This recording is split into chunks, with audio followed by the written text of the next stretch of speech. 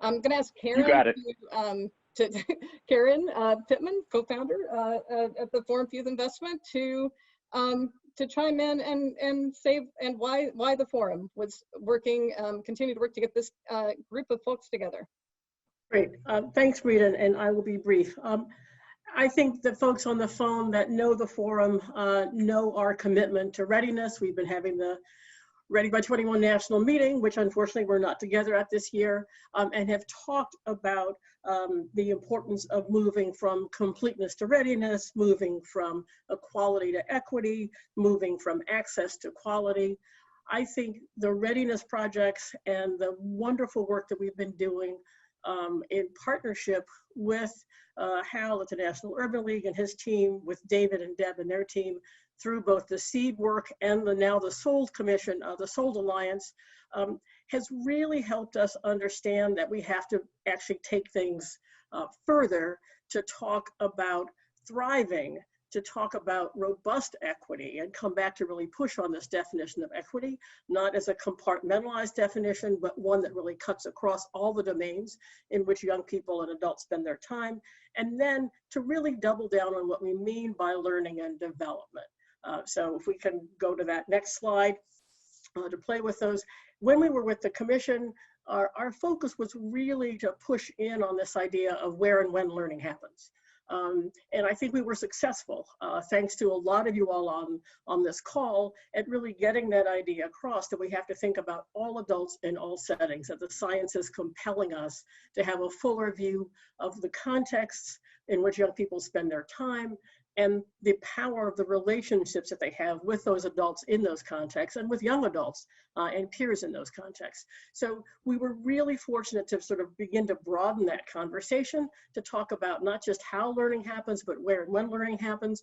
But now as we move on to really sort of think about what we can do to upend inequity as a part of this readiness projects, working with our coordinating partners, we're really pushing on these ideas, this idea of learning and equity and thriving and how it connects. So let's take a second to just think about how they connect.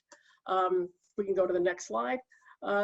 We've got this idea of not just learning, but transformative learning. And I know a lot of the folks on the phone, Castle and others, are really pushing us beyond how do we talk about making sure young people have social emotional skills and competencies, to how do we make sure that they're using and understand the importance of having those skills and competencies as their way of actually enabling themselves to get towards thriving, to get towards an integrated identity, as Camille Farrington talks about, to get towards this full sense of agency. So as we're bringing in this concept and these ideas about learning and development, we want to make sure that we're pushing us towards a definition of learning that really is youth-centered and youth-empowered. The same is also true on that equity side. We often talk about educational equity or race equity or economic equity. All of those domains are critical for thriving. And so what we see is we have these enablers that need to be kicked in. When we help young people really become sort of full agents of their own learning, we're really helping them move their individual enablers towards being thriving youth.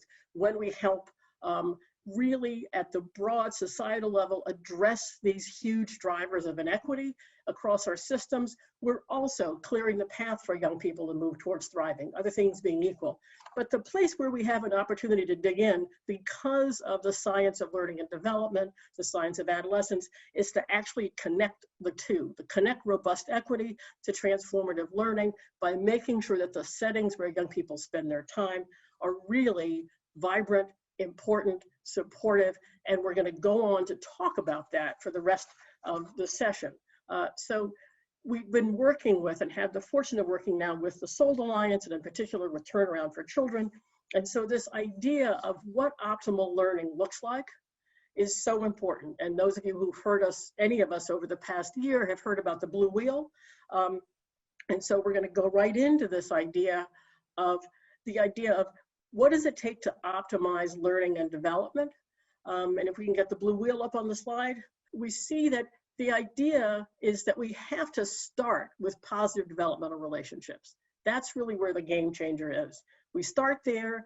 Then we make sure that the environments are filled with safety and belonging, and we check in with young people to make sure that they feel safe and they're belonging, because that's not always an assumption. We add in integrated supports. Then we move on through to make sure that we're helping them develop these skills, critical skills, mindsets, and habits through the insertion of rich instructional experiences of all kinds.